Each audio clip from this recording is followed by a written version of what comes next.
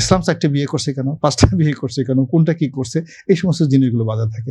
ঢাকা বিশ্ববিদ্যালয়ে মানে ইসলামী আন্দোলন চরমোনাই পীর সাহেব, এটা কিন্তু বিরাট সংগঠন আছে।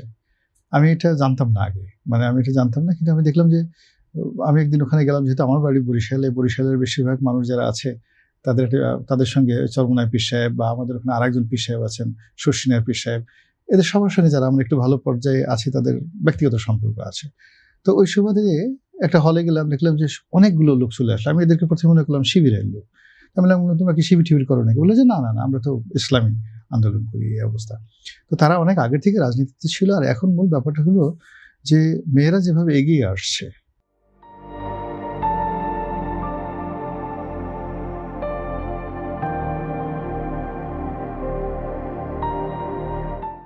সব ক্ষেত্রে এখানে মেয়েদের অংশগ্রহণ করা ছাড়া কোনো প্রতিষ্ঠান, কোনো ব্যক্তি বা কোনো পরিবার আসলে কাঙ্ক্ষিত মাকামে যেতে পারবে না।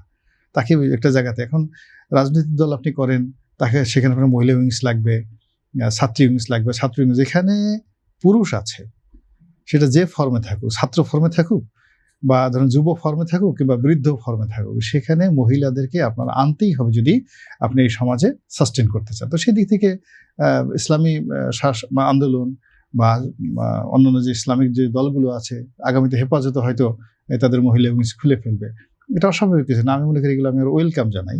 তারা যদি করতে, এই দলগুলো তো নারীর ক্ষমতায়ন বিরোধী। আমরা যদ্দূর তারা নারীর ক্ষমতা, তাদের কন্ডিশনাল ইসলামের কতগুলো মৌলিক বিষয় আছে। ইসলাম মনে করে যে জীবনে কিছু কিছু ক্ষেত্রে পুরুষের প্রাধান্য থাকা উচিত, কিছু কিছু ক্ষেত্রে নারীদের প্রাধান্য থাকা উচিত। ইসলামে যে জিনিসটা বলা আছে, এই কাজগুলো একটা পুরুষ করতে পারবে, এই কাজগুলো একটা নারী করতে পারবে না। যেমন তারা বলা আছে কোনো অবস্থাতে মসজিদের ইমামতি নারী করতে পারবে না।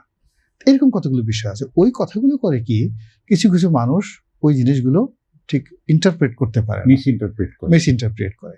কিন্তু ইসলামের সেই প্রথম যুগে আপনি যদি ধরেন, আমি জাস্ট একটা বিখ্যাত একটা হাদিস বলি আপনাকে, যেটা হলো মদিনার বাজারে উম্মুহুল মুমিনিন মা আয়েশা সিদ্দিকা রাদিয়াল্লাহু তাআলা আনহা, উনি ওই তখন তো বোরখা বলতে আমাদের এই জমানার মতো বোরখা ছিল না, জাস্ট একটা চাদর বা একটা কম্বল সারা শরীরে পেঁচিয়ে মার্কেটে গেলেন। তো যাওয়ার পরে ওখানে তিনি একটু হেনস্থার শিকার হলেন, ধাক্কা দেখে শিকার হলেন।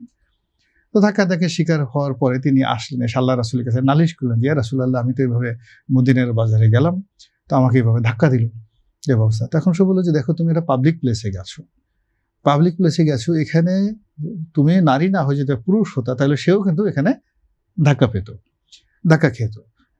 তারপর তুমি ধাক্কা তোমাকে কেউ দিত না যদি কেউ তোমাকে চিনত। তুমি ওখানে গিয়ে তুমি তো তোমার মুখ দেখাতে পারতা, তুমি তোমার মুখ যদি দেখাতে, তাহলে তো সবাই মনে করতো যে তুমি আল্লাহ রাসূলের এসেছি, তখন তোমার সাথে কেউ আর এই আচরণ করতে পারতো না। এত বড় একটা অত্যাধুনিক একটা যাকে বলে হাদিস থাকা সত্ত্বেও এই কথা কিন্তু কেউ বলবে না। ইসলাম 4টে বিয়ে করছে কেন, 5টা বিয়ে করছে কেন, কোনটা কি করছে, এই সমস্ত জিনিসগুলো বাজার থাকে। আমি বলি যে দেয়ার আর ম্যানি থিংস। আপনি প্রত্যেকটা ধর্মেরই, এমন কোনো পৃথিবীর ধর্ম নাই যে ধর্মের ভালো কোনো দিক নেই। আবার প্রত্যেকটা ধর্মেতে যদি আপনি সমালোচনা করতে চান, সমালোচনা করার মতো অসংখ্য বিষয় আছে। আমাদের এই ধর্ম যেমন ধর্মাচার আমরা পালন করে অনেকে মনে করে যে ভালো কাজ করে, আবার এই ধর্মাচারকে ব্যবহার করে যে ভণ্ডামি করে না বা তারপর সে টাকা উপার্জন করে না, মন্দ কাজ করে না, এটা কোন ধর্মে না আছে? সব ধর্মে তো মোরাললেস আছে। আমরা সেটাকে কিভাবে গ্রহণ করি, এটা হলো মূল ব্যাপার। এখন সারা পৃথিবীতে যেভাবে এগিয়ে চলছে, সেখানে মেয়েদেরকে আপনি কোনো জায়গা থেকে বাদ দিতে পারবেন না, এমন কোনো জায়গা নেই। যুদ্ধের ময়দানে এখন বড় বড় যুদ্ধের ময়দানে এখন মেয়েরা লিড করছে, তারা ফরেস্টার জেনারেল হয়ে যাচ্ছে। ফরেস্টার জেনারেল হয়ে একটা কমান্ড, বিরাট একটা এক রেজিমেন্ট ফোর্সকে তারা সেখানে কমান্ড করছে। ফলে এখানে বাংলাদেশ তো এখানে বসে থাকতে পারে না, নাম হচ্ছে গ্লোবাল সিটি।